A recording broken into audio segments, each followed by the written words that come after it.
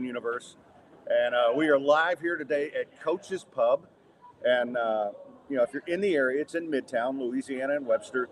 Great place, one of our favorite places to go. We were going to do the Phoenix today, but a lot of soccer going on this afternoon. And it's too rowdy. Yeah, it doesn't exactly play right for a podcast, but you can see behind me, they've actually got some fun stuff for you to do if you come in here. But anyway, it's a Thursday. It's AJ Hoffman. So much to get to. And, I'm going to start with something we rarely talked about because we hated James Harden. But, yeah, I was really excited about the Rock. And I think they'll be fine moving forward. But I don't know if you got to see any of that last night, but boy, it was bad.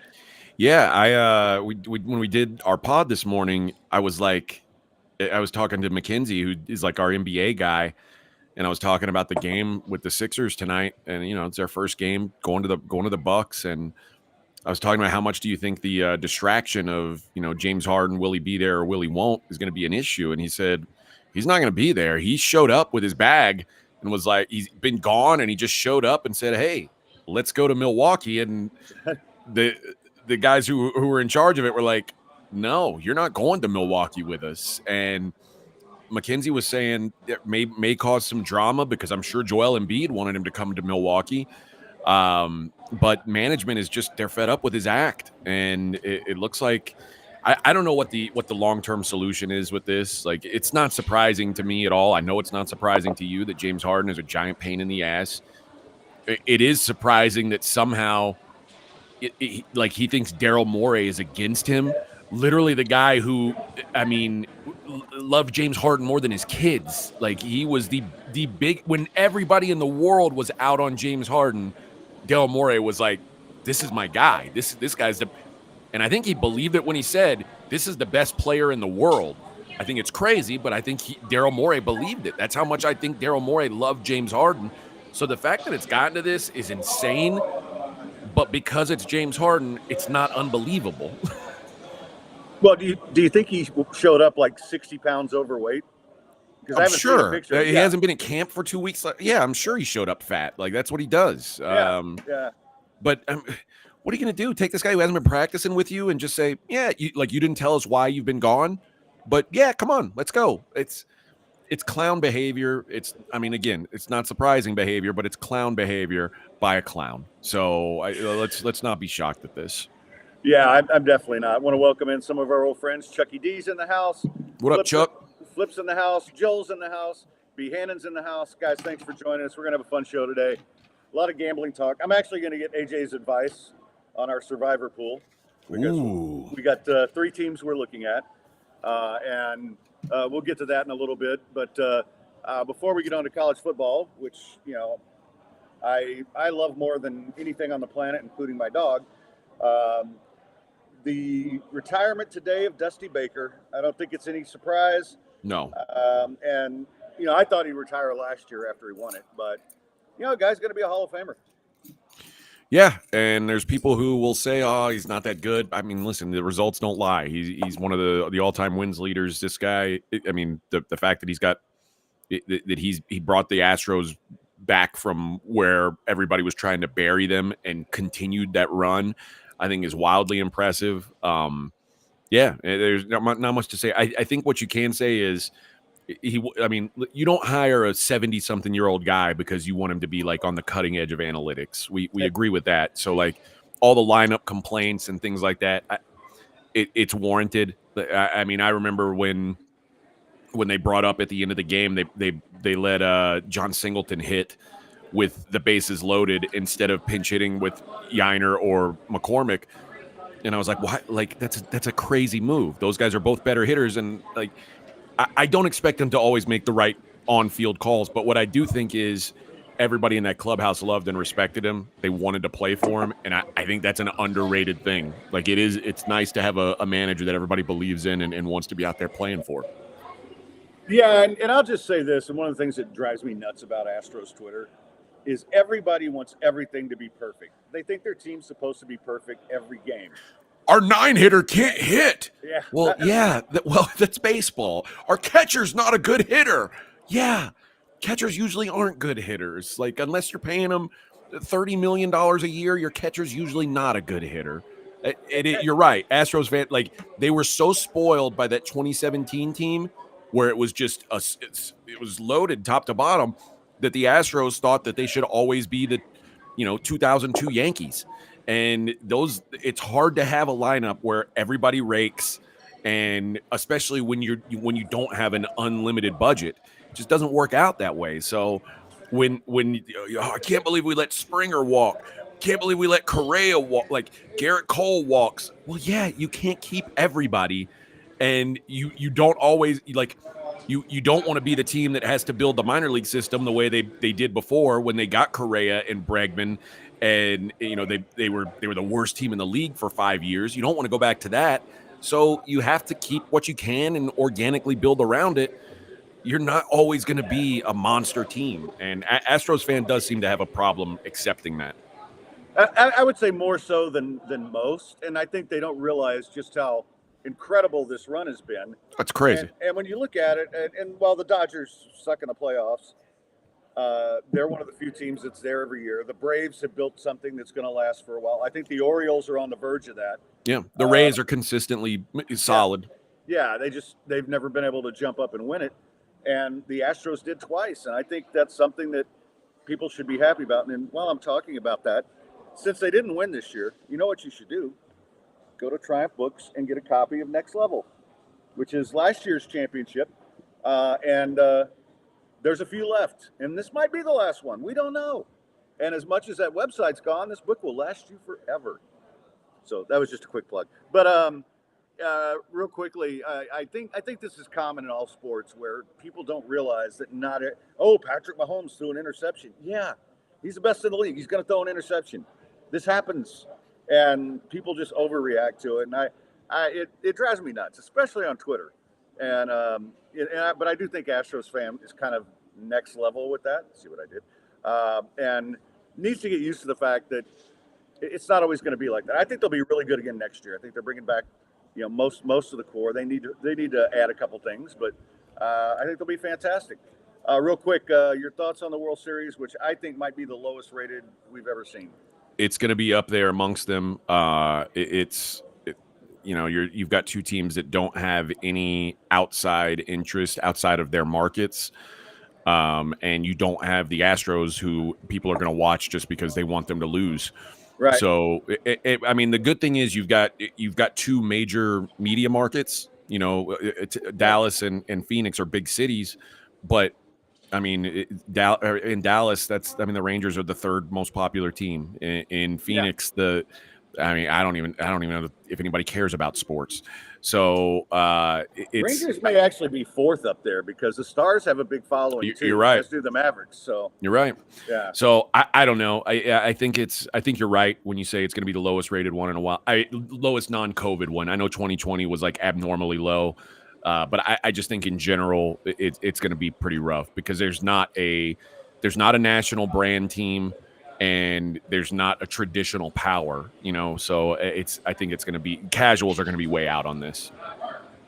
So just to give you guys a quick bet, I did tonight the Buffalo Bills money line parlay with the Boston Bruins money line and the Tampa Bay Lightning money line. So that'll get you like plus 125. So if you want to get into some action tonight, not a huge bet, but just something to do. I hit a parlay the other day, a hockey parlay, Fred. I took the Golden Knights and the Florida Panthers, and both came through for me. The Knights was a sweat because it was 2-2, and then they were down 2-1 to the Flyers. And then they tied it up and got a goal with 20 seconds left in the game. It's like the best thing.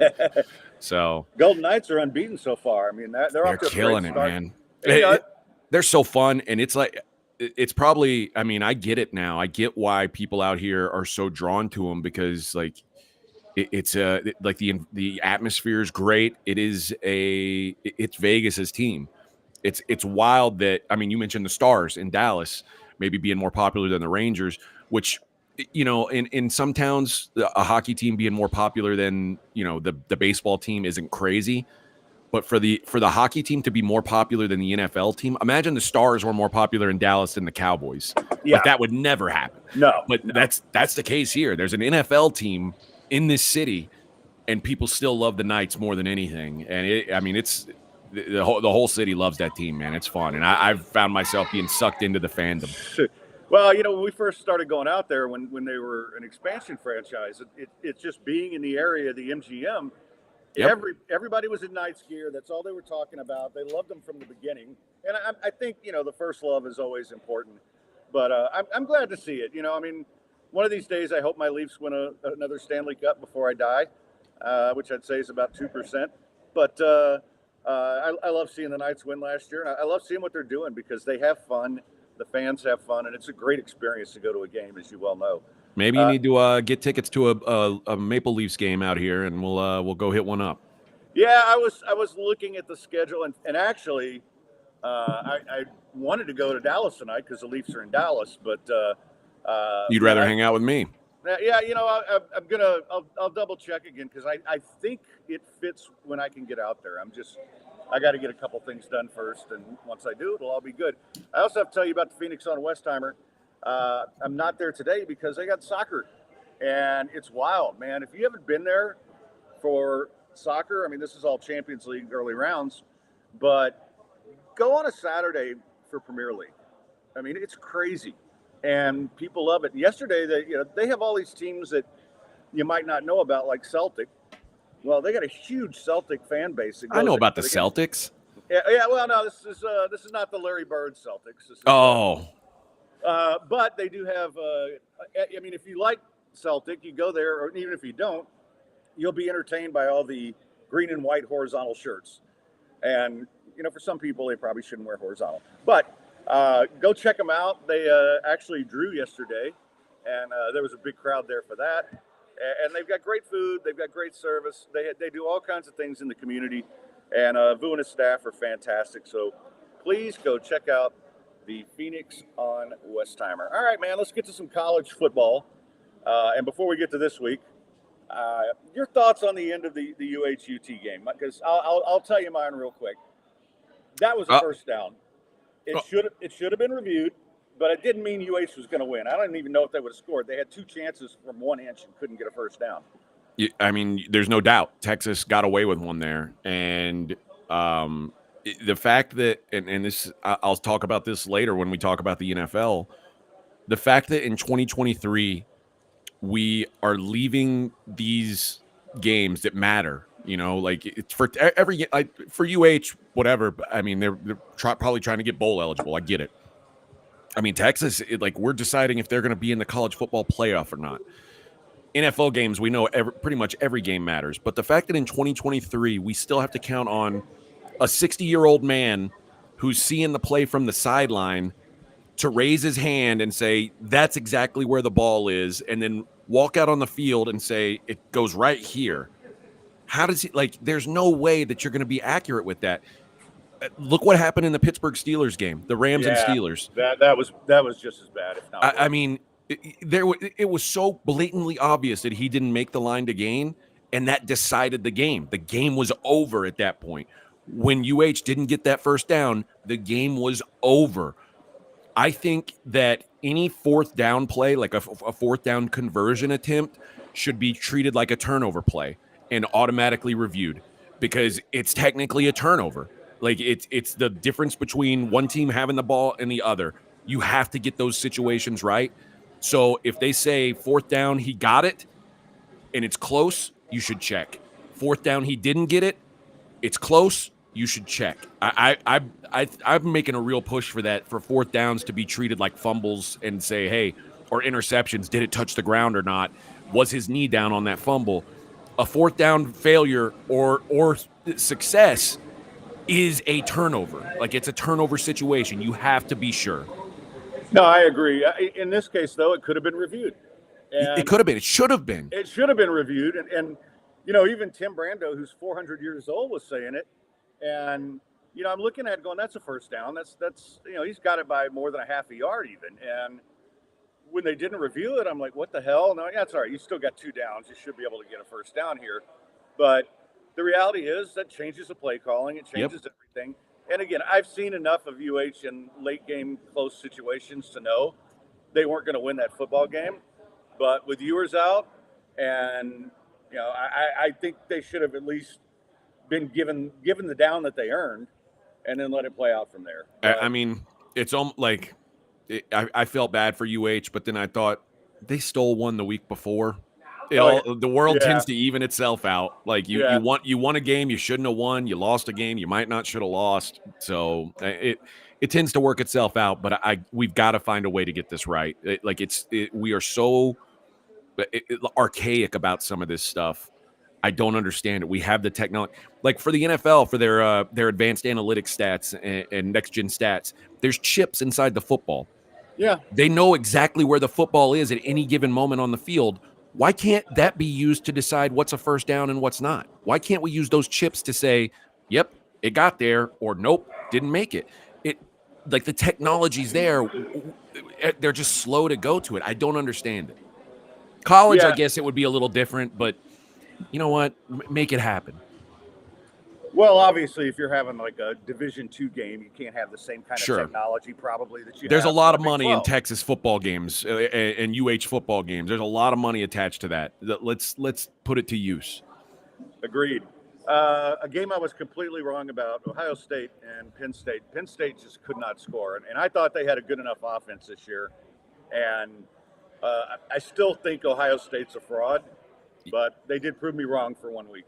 Yeah, I missed on this one too. I thought that Penn State was going to bully Ohio State at the line, and I still think. I mean, I don't know who's better of those two teams still, which tells you something. But I'm not as certain as I was that Penn State's better than Ohio State, and I was certain, or I felt certain last week. Now it's like, ugh. I mean, Penn State they've got no explosiveness on offense. They can't make a big play happen, and Ohio State's good enough. And for whatever reason, Penn State decided we're not gonna worry about Marvin Harrison, which is like literally the only guy on Ohio State you have to worry about. Everybody else was injured. Like, put 10 guys on Marvin Harrison, make somebody else beat you. They couldn't do it. So Penn State, the ultimate bullies, just smacking around every bad team by 50 points. They get in there with someone in their own weight class and got punched in the mouth. So credit where it's due to Ohio State. I didn't see it coming, but that's a good win for them. And Penn State's got one of the best cornerbacks in college football. Yep. Just lock him over there with Marvin Harrison, give him the safety help, and see what happens. But you're not going to win a lot of games scoring 12 points. Anything else stand out from last week before we get to next week? I enjoyed the end of the Utah-USC game, but I mean, USC stinks. It's official at this point. They're not that good. We've got to stop pretending like they were ever going to be good. And now, it's all gone for them. Like there's nothing. There's nothing on the table for them anymore. There's no Heisman. There's no playoff. Like, it could really be. There's talk about Caleb Williams shutting it down for the year. It wouldn't surprise me. It would make sense, actually. Yeah. The one other game I thought was noteworthy was Tennessee. I've been, me, I've been down on Tennessee all season long. I've been saying the offense isn't the same with Joe Milton. He stinks. He can throw the ball deep, but he's got no timing. He's got no accuracy downfield. And they had Alabama on the ropes. I don't know if that says more about Alabama or more about Tennessee, but the fact that Tennessee couldn't finish the game and Alabama was still able to cover when they were down big at halftime. It goes to show this Tennessee team is such a fraud. Yeah. I've been saying it. So I was saying I was 1-1 on or 2-1 on fraud teams. USC, USC and Tennessee, correct. Ohio State, maybe not. All right, I want to get to some of this weekend's games. I got a couple I want to ask you about, but I got to tell you, I'm loving these Tuesday, Wednesday conference. It's great, isn't it? Games. Yeah, they're shit games, but it's something to do, right? Liberty Western Kentucky over. That was my big play of the week. So, I'm loving it. And then poor Sam Houston. They're so pathetic. They just cannot win a game. It's so brutal. And they never should have lost that to UTEP, but they're 0-8. And I think 6 of them have been one-score games, and a bunch of them in the last minute, including a couple overtimes. All right, let's get to this week. 2 games that I'm kind of looking at from a betting perspective. I think this is a good spot for Rice at home, getting as many points as they're getting against Tulane. And the other one is I'm really curious about Utah at home against Oregon. We know how good Utah is at home. I know Oregon. I think Oregon's a better team, but this is another one where I'm kind of leaning towards the home dog. Yeah, I'm with you on Rice. I've been high on Rice, and I've bet on him a couple times and put him in our contest a couple times and got shafted by them. Uh, and it was really not their fault. You know, the UConn game, they were 10-point favorites. They lost outright, which is never a good thing. But statistically, I mean, they dominated. And what happened was they lost to turnovers. And it was, that was the difference in the game. And then the other game that I bet Rice on was the South Florida game, a game that they lost 42-29. It looks terrible because they were 2.5-point favorites, but they were winning that game when JT Daniels got hurt. Yeah. JT Daniels leaves the game. They turn into a pumpkin. JT Daniels is such a difference maker, and you can say what you want about he sucked at USC, he sucked at Georgia, he sucked at West Virginia. He's found his level, and he is a dominant G5 quarterback. And do you remember what was the kid's name that was at Garrett Gilbert? Remember the kid who was like the number one recruit in the country out of Austin, and he goes to Texas, and he was basically a dud. He couldn't get on the field at Texas. Like, he couldn't stay on the field, I should say. He goes to SMU. He's an absolute beast at that level, and he ends up having an NFL career. Right. That could be JT Daniels here, a guy who was looked at as a bust, who has found a way to get himself comfortable, get himself really a fit with an offense. And Luke McCaffrey's a difference maker. So I'm with you. I'm on Rice this weekend. That's one of my plays. So I think they are undervalued. And Tulane, you're still paying the same price on them that you paid a year ago when they were really, really good. They're still good. They're just not what they were, and I don't want to pay that. I want to pay that tax on them. So I think this is a good spot to buy Rice. What was the other game you were talking about? Utah. Before you get to that, I'll just say this: when Daniels and McCaffrey are on the field, they're better players than anybody else out there. I know it's only two guys. Oh yeah, but that's an advantage because there's not guys like that at G5. Most of those guys are at Power 5 schools. Yeah, exactly. I was asking about Utah at home against Oregon. Yeah, this one's tough for me, and Scott and I disagreed on this one because the number's now down below 7, which I think if it were 7 or more, I'd look at Utah. They are so good at home. They are very solid defensively, but their offense is just piss poor. Yeah. Like, they put up 7 against Oregon State. They put up 14 against UCLA. They put up 20 against Baylor, which doesn't look good at this point. No. 24 against Florida, who's one of the worst defenses in the SEC. And think about the quarterbacks they played in those games. Graham Mertz in his first start in a new system. Baylor, they played a backup quarterback. UCLA, they played a true freshman making his first road start. Bo Nix is better. Bo Nix is not any of those things, and this Oregon defense is solid too. Unlike Dante Moore, I trust Bo Nix to go in on the road and play a good, tough game. I said after the Washington loss that everything was still in front of Oregon. I think it is. I think they're just better than this Utah team. I do think Utah has a coaching advantage, but the quarterback situation is just it's not good. Without Cam, we said this at the beginning of the year. Without Cam Rising, Utah's got a ceiling, and I know they're tough to beat at home, but I can't back them here against a team that I know is complete and good. Yeah, that's one I looked at for a while. It's the same thing. It was outside of 7 when I first saw it, and then I'm like, no. If I would have seen 7.5, which is where it was early, I would have loved to grab a piece of both. But at 6.5, there's no interest for me in Utah. Shout out to 75 Truth, king of all Twitches. Lamont's in the house. What up, Lamont? He says he's got Brett on Buffalo first half -5. Good or suck a bet. I actually like that. We'll get to that when we get to the NFL here in a minute. What other college sticks out to you this weekend? I mean, I don't have a lot I like, but I'm hoping you'll have a few because I always tail yours and throw them in with a couple of mine. I'm backing UCLA against Colorado at home. Colorado's coming off a bye, but they're running into a UCLA team that made a switch at quarterback to Ethan Garbers. Dante Moore was struggling. The rumor was that if Dante Moore, who's a stud recruit, a freshman, said, "I want to play as a freshman or I'm going to transfer," so they played him. Even though they've got Ethan Garbers and they've got Colin Schlee, who transferred in too, and both these guys are solid players.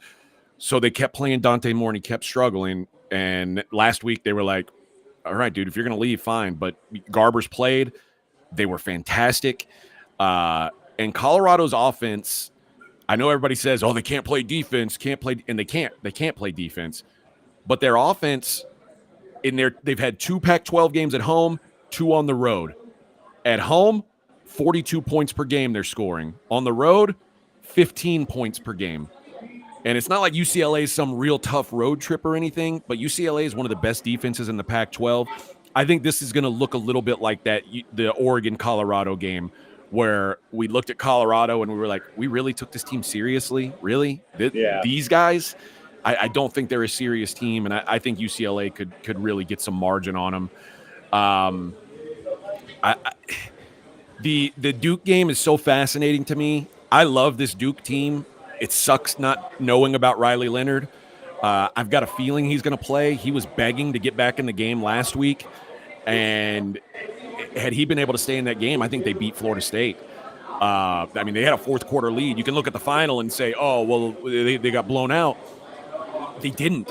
They were in the lead when Riley Leonard was playing in that game. He left. It's kind of like that Rice South Florida game. Right. Things change when you lose a guy like that. But Duke is, I mean, they are so good defensively. And I've been saying this Louisville team's a fraud. It's going to show up eventually. It finally showed up. Louisville's got O-line injuries, and they've got a quarterback in Jack Plummer who turns the ball over. Those things are death against a Mike Elko defense. So I think I'm going to make a little play on Duke this year or this week, getting +4. Texas and BYU is so fascinating to me. The drop in the line after the Ewers news was announced to Malik Murphy, I don't know that it's warranted. Malik Murphy, everybody I've talked to in Austin says Malik Murphy is just as good as Quinn Ewers, and there's a reason why he's number 2 on the depth chart instead of Arch Manning. And don't be shocked if you see some things from him that wow you, because he's got the physical. Like, if you haven't seen him play, there's no way a person that is his size should be as fast and athletic as he is. I mean, he is just an absolute freak. And BYU, they're 5-2. They might be the worst 5-2 team I've ever seen. They stink. Yeah. The defense, they can't stop the run.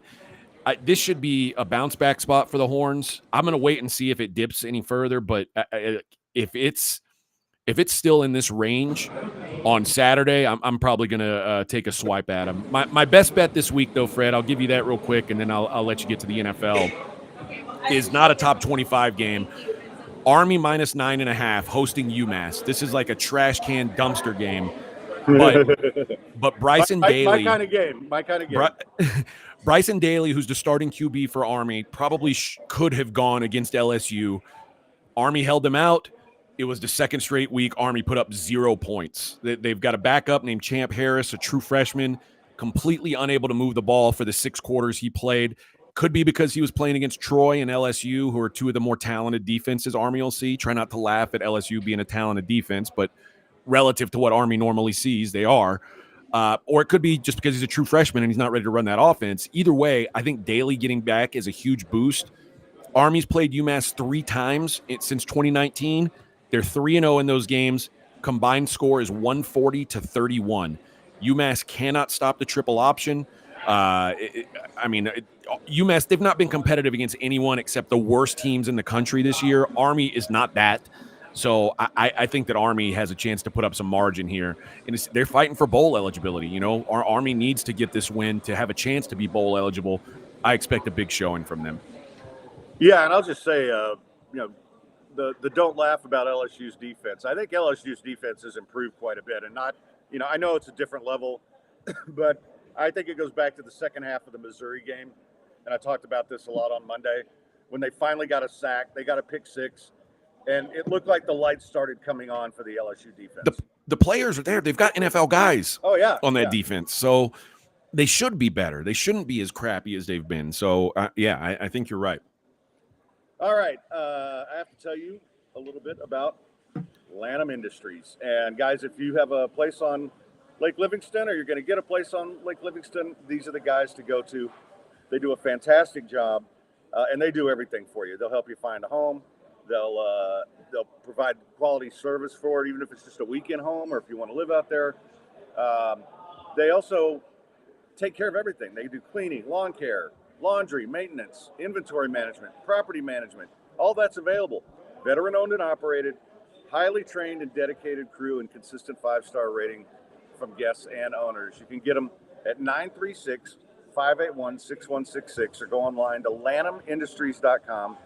Or just ask me. You can email me at any time. The email's right there, and I'll get you all their information. Check them out. Angel says it's her birthday today. AJ come to Caesars on Saturday night, so I guess they're in Vegas. Hey. And happy birthday. Yeah, happy birthday. You know who else is out here in Vegas? Our boy Rogelio. Oh, yeah? Yeah. I haven't talked to him in a couple of weeks since he had his car in the shop for like 2 weeks, so he couldn't come down. So I hadn't seen him, and so we got plans to drink some beers at some point. So nice. Yeah, he's Rogelio. He's doing what he always does. But yeah, he's that's cool. You guys have fun. He's always one of my favorite guys to hang out with. The three of us had some great times in Vegas playing poker, among other things. So all right, let's get to the NFL, and I am going to ask some advice on a couple things. All right, let's do it, baby. Because I've always trusted you. Anything tonight, that's a mistake, but I appreciate it. You do pretty. When we agree on something, it usually turns out pretty well. I'd say we've got a really good percentage. But a lot of times I'll like something, you'll say, "Well, I don't know about that," and I'll back off it, which is very helpful. So let's start with tonight's game. We got Tampa at Buffalo. I think the Bills bounce back here. This is one of the teams we thought about using for the Survivor, but we also looked ahead, and there'll be better places to use them. But I do think the Bills take care of business tonight. I think so too. I think that Tampa Bay is better than anybody thought, and the Bills are meh. The defensive concerns are real. I mean, you can't lose 3 of your 4 best defensive players and still be an elite defense. We saw some leaks in the dam last week against the Patriots, so that's a little bit worrisome. But I don't think it really shows up against this Tampa team. The Bills, their biggest problem on defense is they're having a hard time stopping the run right now, and Tampa can't or doesn't run. I think if you're playing the money line, I think you're pretty safe. I don't know if I want to lay 9 points on the road particularly, but I do think that this is a solid spot for the Bills to get a win. I think it's a lower scoring game though. I think this is a grimy game. The offense for the Bills just isn't. It's not right. And now they're without Dawson Knox, who's a big red zone target for them. Their third string tight end's out too, so it's only Dalton Kincaid, who is a really just a glorified receiver. Like, they drafted him as a tight end, but he's not a tight end. He's a receiver.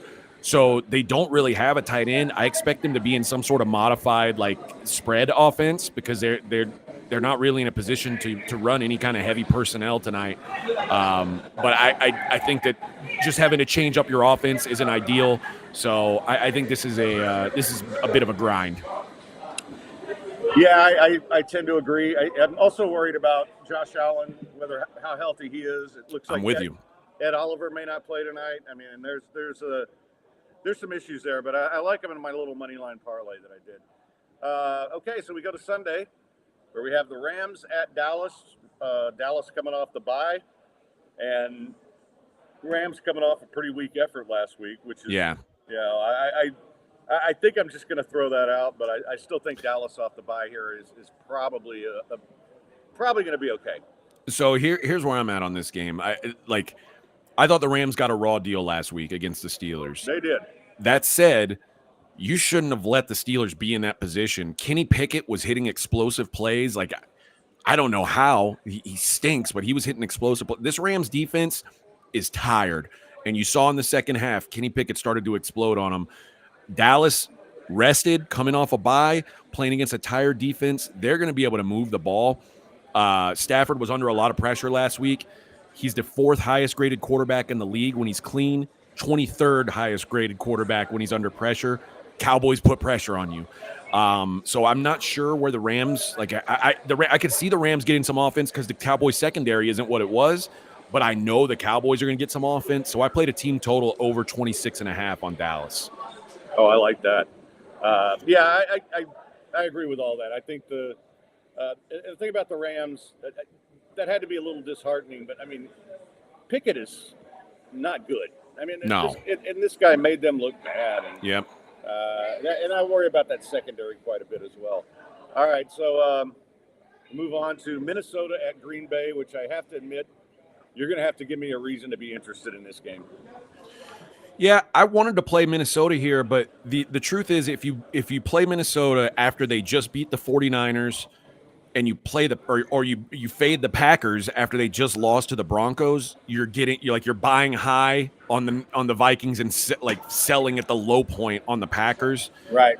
But I don't know. The Vikings are playing better. Cousins saying he isn't going anywhere, kind of gives them some confidence, some swagger, I think.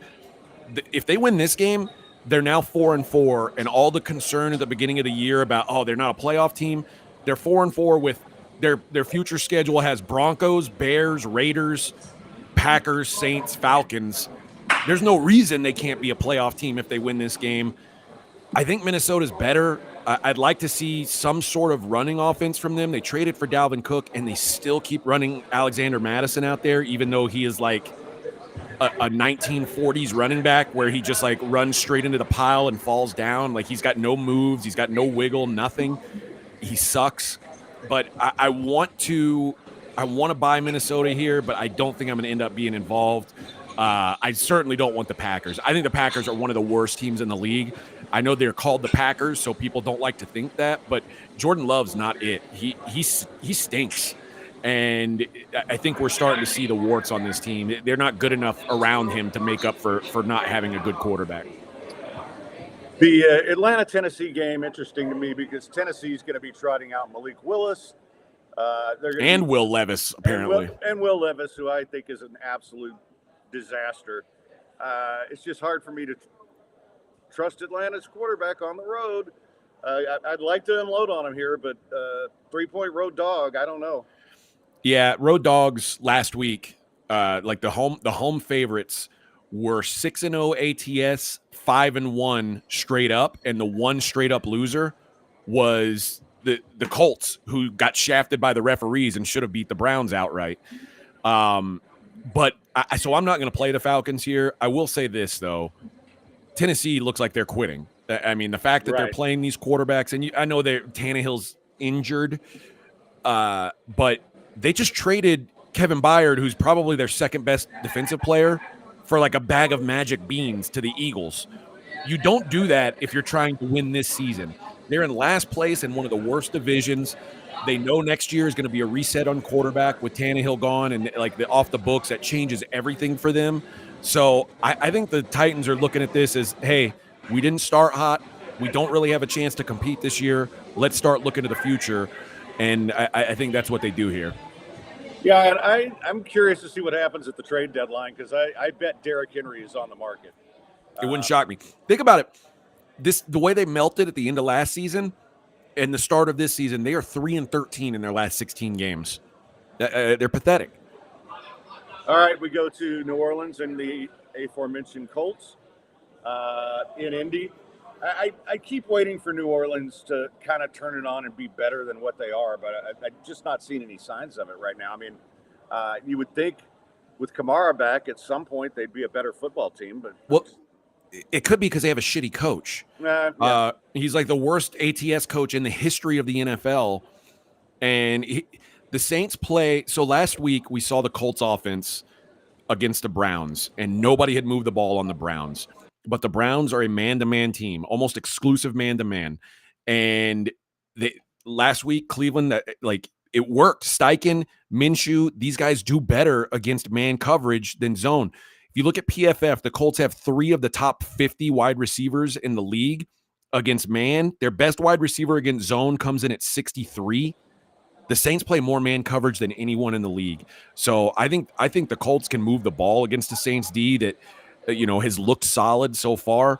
I don't like the Saints. I don't think the Saints on the road is like a time that they're going to suddenly figure things out.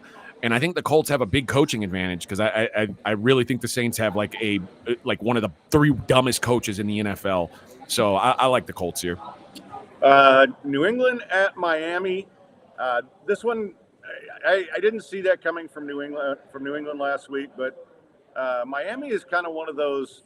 Boy, they seem when they play a really good team, they just don't seem to have the explosiveness. But boy, do they beat up on the cripples. They're Penn State, right? Yeah.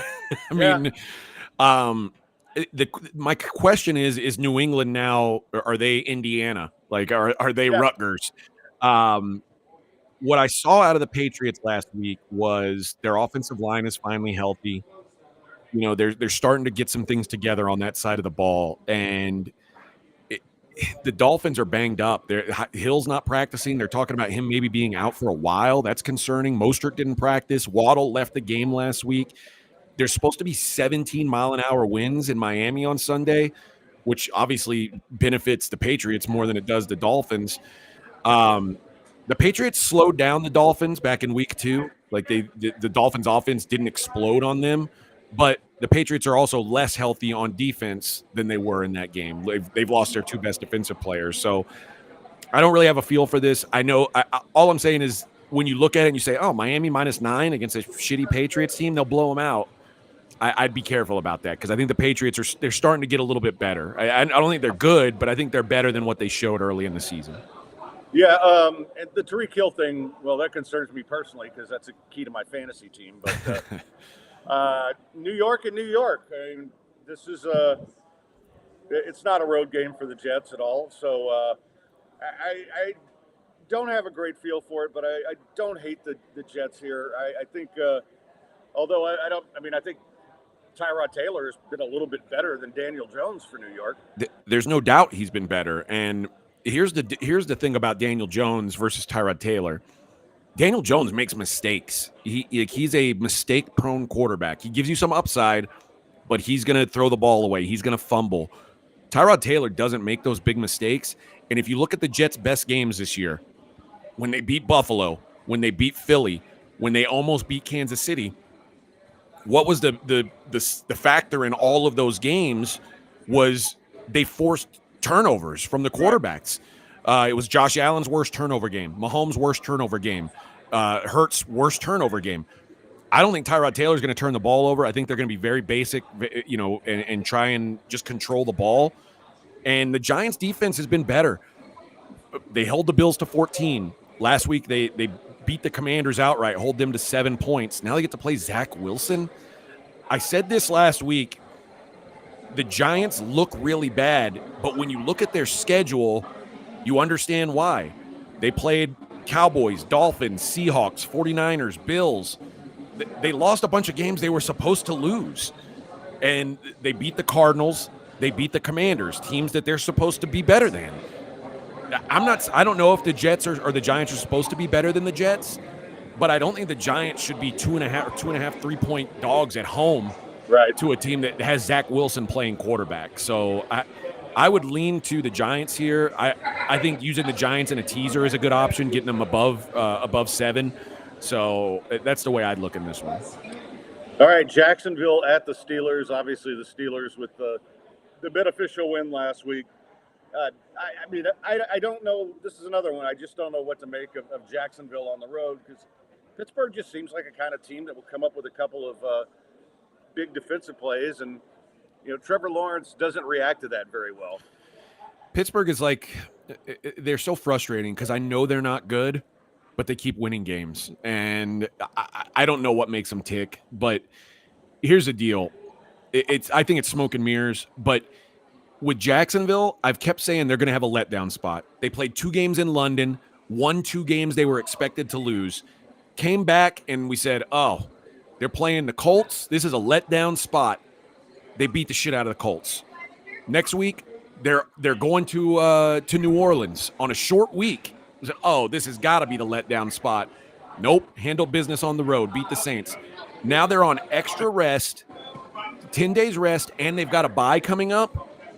I don't want to fade them. It seems like they're for real right now. So here's what I'll say. Jacksonville, much better in the first half, much weaker in the second half. And Pittsburgh's the exact opposite. Slow starters, and they put up points late. So you can get Jacksonville -1 in the first half. That's the way I would look. I like that. Philadelphia at Washington, is this a letdown spot for the Eagles after the high-profile game against the Dolphins? It could be. And the Commanders typically play the Eagles close. But look back at the first game, and it wasn't a blowout by any stretch, but they sacked Sam Howell 5 times. And the Commanders have to run the football to have success, and you just can't run against the Eagles. And I'm not convinced this Washington team is an even average team. Like, in hindsight, they started out 2-0. That was against Arizona and Denver. Like, are we giving them any credit for those wins at this point? If they got any credit for it, I think losing by 20 at home to the Bears wipes any goodwill out of the picture. They've lost 4 out of 5. We pretty much know Rivera is a lame duck. They're not going to fire him mid-season out of respect. They might fire Jack Del Rio. I was reading this week about they may trade Chase Young. Yeah. To me, it sounds like the wheels are coming off with this team. I don't want anything to do with the Commanders. You're right. The spot says Washington, but not for me. Your Houston Texans, 3-3 at Carolina, as a favorite on the road. This is fucking crazy. It is, right? It's insane. Listen, the Texans are much improved. Make no mistake, they are improved. Teams have to learn how to win before they learn how to cover. And being a 3-point road favorite for a team that has had almost no success in 3 years is insane. The thing I like about the Panthers this week is they're coming off the bye. First of all, and both these teams are coming off a bye, and both of them have rookie quarterbacks. I think rookie quarterbacks off a bye is usually a bye-on spot. However, the Panthers during this bye week are making a fundamental change. They're going to Thomas Brown as the play caller. They hired him when Frank Reich came in. He's a McVay guy, and Frank Reich said, "You're hired, but I'm still going to be the play caller." Okay, that's weird. Their offense stinks. Thomas Brown you're going to see a lot more modern offense. You're going to see a lot of pre-snap motion. You're going to see like what they do in with the Rams. What's great about the Rams offense, McVay offense, is it's designed to get receivers separation. The Panthers have had the least separation in the league at wide receiver this season. I think you're going to see some guys get open a little better. And there's no film on what Thomas Brown can do. So I like the Panthers here catching 3. Think about this. The last time the Texans were favored on the road, week 14 of 2021, they were 1-point favorites at Chicago, and they lost 36-7. It's too crazy to start saying the Texans should be laying a field goal or more on the road to anyone. They're obviously better, but I think the Panthers have an up arrow, and catching a field goal at home it's too juicy for me to pass on. All right, I'm going to need a favor because I'm an old man who has to go pee. So on this Cleveland-Seattle game, I think I'll just give my thoughts real quick. I like Seattle. I think I have power rated a little higher than I think a lot of people do, and it's always tough to play there. And I know Cleveland has a great defense, but listen, if you're going to count on P.J. Walker to consistently win games for you, I think you're in trouble. All right. Well, we disagree, but that's okay. Good. I'll say this. Geno Smith, when he is under pressure, he goes from a 78% completion rate guy in a clean pocket to a 52% guy under pressure. He's a top 5 quarterback in a clean pocket. He's 20th under pressure, and Cleveland's a top 5 pressure team. They've now been without Watson for most of the season at this point. Their 2 losses are a 4-point loss at Pittsburgh, where Pittsburgh scored 2 defensive touchdowns. And the Ravens game, which was not a P.J. Walker game, it was the first and only start for DTR, who absolutely stinks. I don't think the Browns are going to get much on offense. I don't expect them to. PJ Walker's not very good, but I don't think that if they're able to beat San Francisco with this defense, I think they're going to do well against Geno Smith. And Geno's yards per attempt against man teams, and again, Cleveland, one of the top man teams, his yards per attempt drops 5 yards per attempt against man coverage versus zone. They have the lowest yards per attempt in the league against man coverage. They're third on yards per attempt against zone. And Cleveland's got the cornerbacks. They've got the personnel in the secondary to hold up. I think it's a bad matchup for Seattle. And I also think when you look at Seattle's strength of schedule, it's pretty iffy. They haven't really played anybody worth a damn. So I think this is a good spot for the Browns. I think the Browns can hang in this game.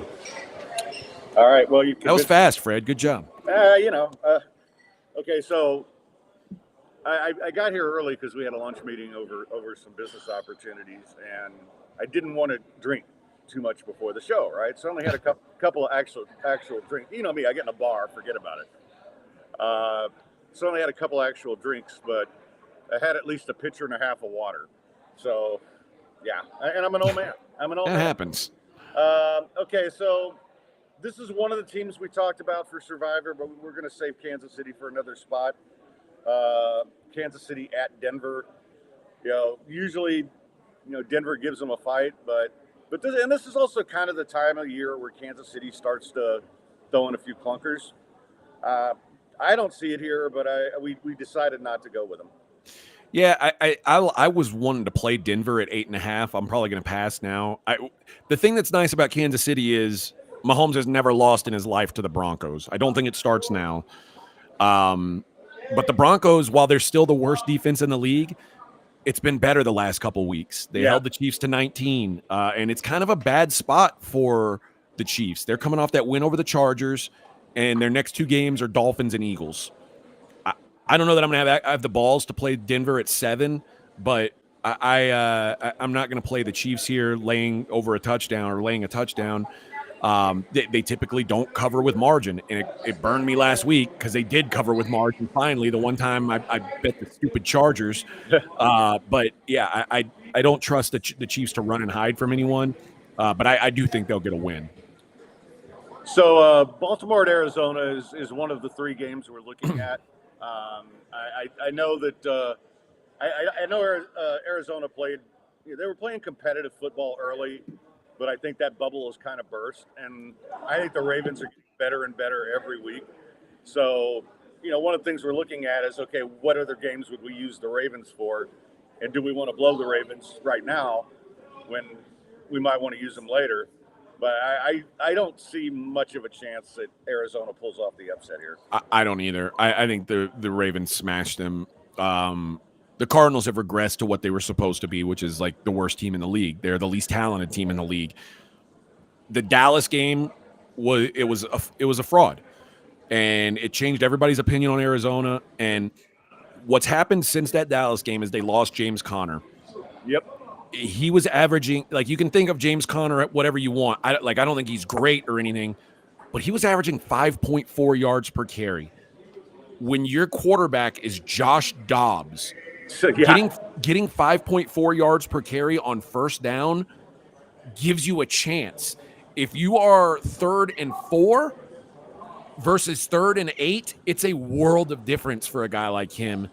And now, not only did not have him, they don't have Zach Ertz, who's basically Dobbs' security blanket on 3rd down. And defensively, only the Broncos are worse than the Cardinals. Baltimore has now become, like, for DVOA, they are the number 1 team. Lamar is the best quarterback in the league when he isn't blitzed. Cardinals blitz at a bottom 5 rate in the league. Like, the Ravens are finding it right now. The Ravens are in the conversation for best team in the league. And the Cardinals are, like I said, the least talented team in the league. They absolutely stink. Yeah, I actually like Baltimore to cover this. I know it's a big. I do too. But I what I like about the Ravens is, as the season has gone on, they've gotten more and more comfortable with this offense, and I think they're just as legitimate as any of the other big teams out there, which is why I want to kind of hold off on using them. But Not a lot of great options this week that aren't the Chiefs or Baltimore, or we'll get to the other two. But Cincinnati and San Francisco, just too much uncertainty for me here with Brock Purdy, with Debo, with all those guys. I still think San Francisco's better at home, but I'm a little concerned about what happens if they don't have Brock Purdy. Brock Purdy's not playing.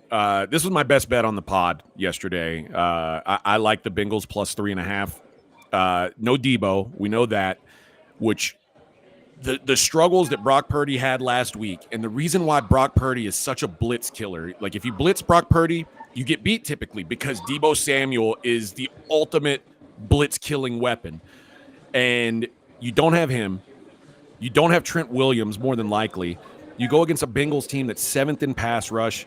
Purdy typically does well against those blitz-heavy schemes. Sam Darnold he does not. And I think the bye came at a really good time for the Bengals. I expect Burrow to be the healthiest he's looked all season, which is necessary against this Niners team. You've got to be able to go down the field to beat the Niners. I think the Bengals should be able to. And the Niners are just really banged up right now. You've got a great DC and Lou Anarumo who's got an extra week to prepare for this Niners attack. And Burrow, 14-2 against the spread as a dog of 3 or more in his career. Like, when this guy is a dog over a field goal or more, he just doesn't lose. And they're a team that even the last 2 years has gotten better as the season goes on too. And so I expect to see them to keep improving. He just needs to be healthy. So I'm kind of with you on that. All right, so here's another one. How about, okay, this is a team we were looking at and we still may use, because I don't know if we'd ever use them again, but God, I don't trust them. Your Chargers against Chicago. Ugh. Yeah. Fuck the Chargers. Here's what I'll say. I don't want to back them against the spread, certainly. It is a survivor pick. I think there's something there. I mean, they're one of the 10 most talented teams in the league. They're just poorly coached, and there's sometimes that's frustrating. If you're ever going to use them, though, this feels like the spot to use them. But Herbert's regressed some. The Chargers don't blow teams out, but here's what I looked up: the last 5 times the Chargers have won a game by double digits. They all have something in common. The quarterbacks, Mike Glennon, Drew Lock, Baker Mayfield, the week after he showed up to play with the Rams, Nick Foles, and Davis Mills, all backup quarterbacks. They're playing a backup quarterback this week. I could see them giving him some fits. I think the Chargers are a decent survivor option. I don't have the balls to play them on the spread. In fact, I'd probably want to be on Chicago ATS. Yeah, I agree. It's just, but I'm for survivor only. We're looking at them. I think they're worth looking at because there's not a lot of other chances to use them. The other team that we're looking at is Detroit on Monday night against your beloved Raiders. I think it's a good spot for Detroit. I don't know about covering the spread, but again, for survivor, that's one of the 3. It's either going to be Ravens, Chargers, or Detroit. Yeah, it feels like Dan Campbell's not going to let his team play 2 duds in a row. And the Lions, I think, are a lot like the Dolphins. They're a team that when you look through their schedule, you see, they're beating the hell out of all these bad teams. And then they got up against somebody with a pulse and got their asses kicked. Yeah. They do have that Chiefs win at the beginning of the season. That's an impressive win, no doubt. But then so that's on the road. Then they turned around and lost at home as like 4-point favorites to the Seahawks. So if those cancel out, since then we've seen the Lions play 4 shit teams, 1 good team, and the good team absolutely spanked them. So I think that's a concern. But in this case, it's the Raiders. It's another team that they should be able to just pile on. So I think Dan Campbell will be out there biting kneecaps and blowing things out. All right, I want to ask you about one other thing before I let you go, and then somebody wants to say hello who's here, and then I'll let you go. Let me give you one thing on when you're making your survivor decision. Yeah. The thing that worries me a little bit about Baltimore is Kyler Murray's been a full participant in practice this week. Imagine Kyler Murray just shows up out of the blue and you're not prepared to play against him. You thought you were going to play against Josh Dobbs. And if I trust anyone to go out there and play playground football and give you fits, maybe it's Kyler Murray. Yeah, I just assumed we're going to keep him on ice for a while, but that's something to definitely keep an eye on. Yeah. All right. Ordinarily, I'm not interested in these boxing MMA fights, but I love Tyson Fury.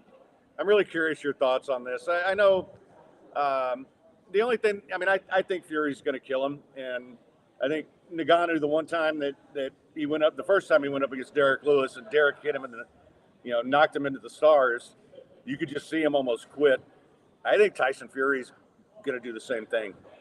I think so too, but I mean, you're at minus 2,000. Yeah, I know. There's no way to wager on it. Like, listen, I say this all the time, and most MMA guys, like the lunatic MMA guys, think, oh, this guy can hang. His hands are so good, blah, blah, blah. Like the people who thought Conor McGregor could have beat Floyd Mayweather, like if it was actually a real fight, if Floyd was trying, if Floyd wasn't carrying him, there were people who thought McGregor could beat Floyd Mayweather at boxing.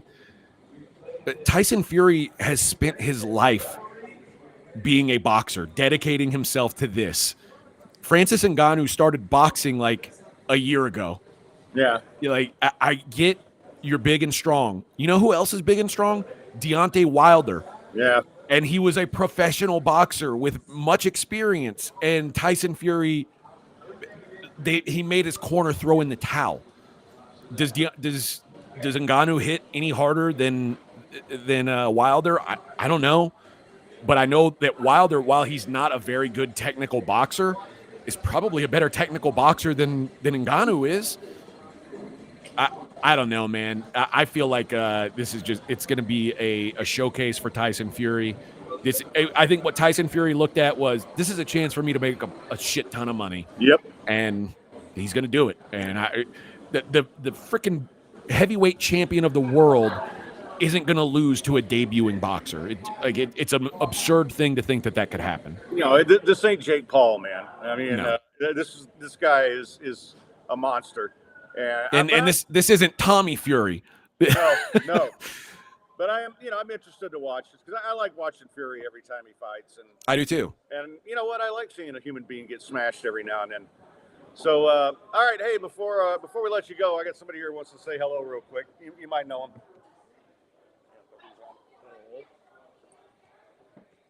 Hey, AJ, how are you, brother? Hello, Lawyer Dave. How you doing, buddy? I'm doing great. Thank you so much. I'll be out in Vegas in a couple of weeks. I'm going to look you up. Look me up, man. Let's get a beer. Yeah, it's our 11th or 12th anniversary of November 12th, so that's when we'll be there. I'll find you, and we'll go have a cold one. All right. You're going to be with your wife? You bet. Oh, well, that's not going to be as fun, but we'll make the most of it. No, I just give her money for slot machines, and she doesn't give a damn what I do. Oh, perfect. That sounds like a plan. So, AJ, I didn't get to hear your take earlier, but I do want to know, what is your best bet for the NFL from tonight through Monday night? It's Cincinnati plus 3.5. I think that coming off the bye with extra time to prep against Sam Darnold, I think that there's a big drop-off for the 49ers. No Deebo Samuel, and I think we should see the healthiest Joe Burrow we've seen. So Cincinnati, my favorite NFL play this week. Look forward to seeing you, brother. Thanks. All right, brother. Take care. All right, AJ, great stuff as always, brother. I will talk to you next week. I'm going to reach out to you in a couple of days. All right, Freddie. Have a good one. Love you, brother. You too. Could you get me a crown with Sprite? All right. So while you're here, Lawyer Dave. Oh, I didn't mean to do that. Hang on. Hey, how's my neck look? A ton better. Yeah. So I got to have a shout out to Dave because he sent me to one of his doctors. And if you're in an accident, this guy's amazing. And, the first couple of days, I was still in a lot of pain. And you guys saw me on the podcast. I looked like crap. Saturday, I told everybody then, I tried to go to the UH game. And, I was trying to find the tailgate. And I was wandering around. And it just got so bad, I had to get on the train and leave. Oh, my. And I gave my ticket to a very attractive young lady. But she UT fan though, but which didn't get me anywhere. But you know that we don't even solid for it. Yeah, we don't have to talk about it. I'm a hard for. It's not solid. It's a hard for. Right. But I tell you what, after Wednesday's session, and it's a little sore because there's a lot of. You've been through this. There's a lot of actual exercise that you have to do, and especially when you've got very weak muscles, it's a problem. But when I left that session, I almost felt normal.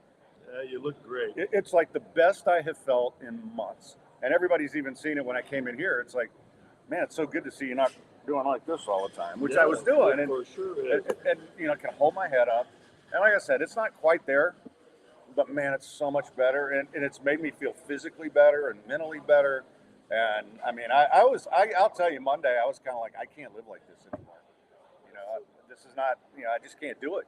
So it lifted your spirits as well. It did. It did. Well, that's awesome. So that's what Lawyer Dave does. If you get in an accident, he's going to lift your spirits. So we'll do our best on that. You know, pain is debilitating. Everybody knows that. And we have doctors all over the whole area that will see you for no charge up front, help you with whatever your medical needs are, and get you taken care of. That's how it works with us. And if you have a particular situation that requires a specialist, we have specialists that we can refer you to as well. Yeah, so we're there for that. And that's the thing. So if you're in an accident, Dave takes your case, you're injured in the accident, you're not paying $1 unless you win the case. That's exactly right. And which is pretty cool because it's no risk for you. And look, he knows what he's doing. Dave knows what cases to take. He knows when he can help you. And he's helped a lot of blitzers over the year. He's helped a lot of Falconcasters over the year. And you know what? It's he's just the best there is. And if he doesn't take your case, then you know he'll tell you to. What he'll do is, sorry, we're settling bills here. He'll tell you who can help you. And he's got a great team of lawyer friends and colleagues. So, you know, maybe you're up on a murder charge. Let's hope not. No, probably not. If you're a 610 listener, if you're up on a murder charge, so it probably won't have you. But Dave will refer you to someone who can, help you out. And That's right. So, I mean, it's just he's the guy. 713-626-8900. You guys should know the number by heart. And I can't tell you how many times, even this week, I'll get a DM on Twitter, well, X now, which I still think that looks like a Nazi Germany sign, but not good. But they'll ask me, hey, do you have Lawyer Dave's number? Or somebody will text me, do you have Lawyer Dave's number? It's like, yeah, I have Lawyer Dave's number. And in fact, when we're doing these little conversations, if there's any legal questions that any of you have, fire them up. I'll put my glasses on and read them and do my best to answer. You know what? When you have a Monday where you got some time, let's do a full 20 minutes and people can get on the chat and ask you legal questions. I think that'd be cool. Well, look, Fred, here's a question I think you need to answer. Fred said I should ask the chick who said he was a 4 if having his head up makes him a 5. I'd say for sure. Well, you know what? She'd only seen my pictures, though, and that was when my head was up. Oh, okay. So, yeah, I think I'm back to being a solid 4.5. You know, I need to shave. I kind of not been doing that the last couple of days just because. You haven't? No. Just chose you not to. Virginia Buttonweed, if your dog kills another dog that is in your yard, is it your dog's fault? The answer would be, if your dog is in its yard and it kills another dog, not a human, but it kills another dog, then yeah, you're off the hook. Unless you've got numerous prior incidents of your dog attacking whatever. But if it's just a first timer, too bad for the other dog. I'm sorry. Well, I'll ask this. I'll throw another thing out there. What if you're in someone's yard and their dog bites you? You're a human, not a dog. Well, usually if a dog bites somebody, a human, usually it's the owner's responsibility. Okay. Even if the owner's trespassing? If you're trespassing, different story. Okay. Now, your homeowner is off the hook because then the dog is defending the home, and that's legal in Texas. Okay, Bleed Blue, who has something in common with you, Let's see. fan of what might be the number one team in the country right now, your Michigan Wolverines. Oh, my Lord. Well, as the Ohio State coach said, I had a coach that only was responsible for looking at everything Michigan did every day of the year. Well, apparently Michigan had that too for everybody else. okay, admit it. Nick Saban said, yeah, he doesn't. Oh, yeah.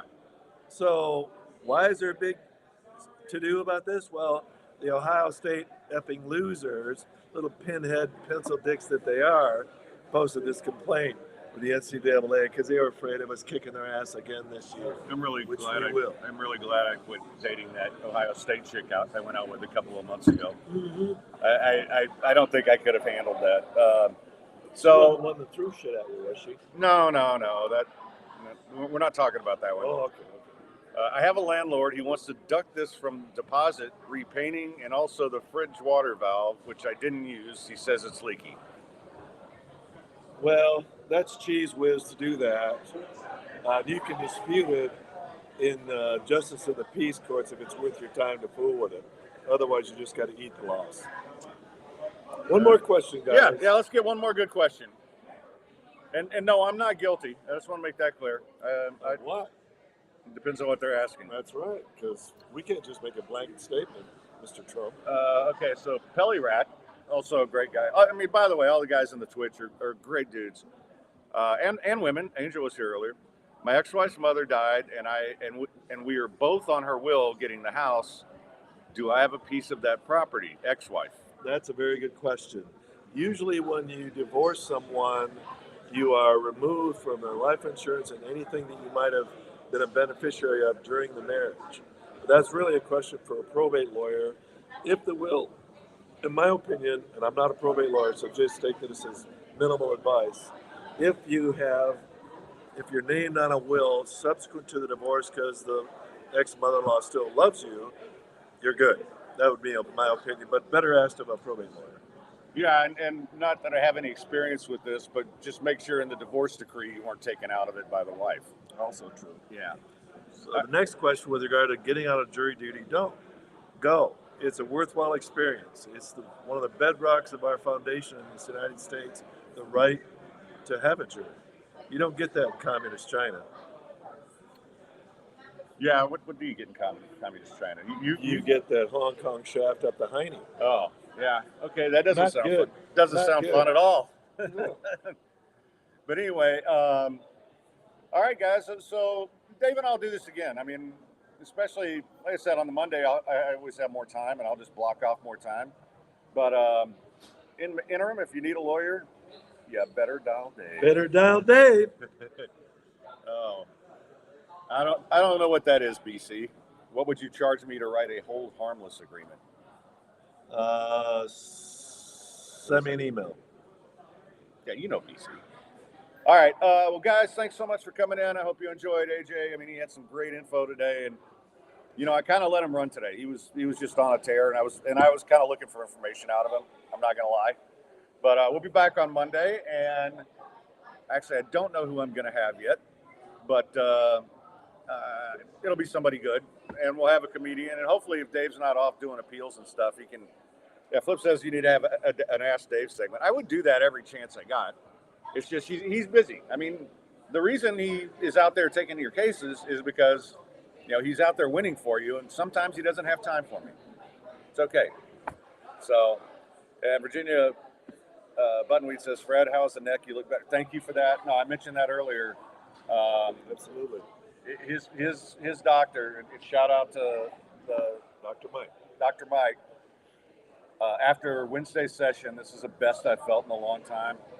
And I am, I'm not ready to go out and run yet. I'm not ready to even get on my bike yet. But I got my head up, and I can actually walk across the street without, falling apart. So I was in a really, I'm not like I was in a really bad spot. Yep. And he is, he told me it's going to take a while. But after Wednesdays, I'm like, all right, it's not going to be as. He even said the same thing. He really loves what he's seeing. I said, yeah, because as soon as I walked out of there and went to the little desk to talk to the young lady who works with him, I'm like, I just had a holy shit moment. It's like, God damn, this feels good. Awesome. So that's what you're supposed to feel, I guess. All right, guys. Appreciate all of you. We'll see you on Monday. We'll have Lawyer Dave on for a segment as often as we can. And so until Monday, stay sportsy, Gulf Coast badasses. Bitches.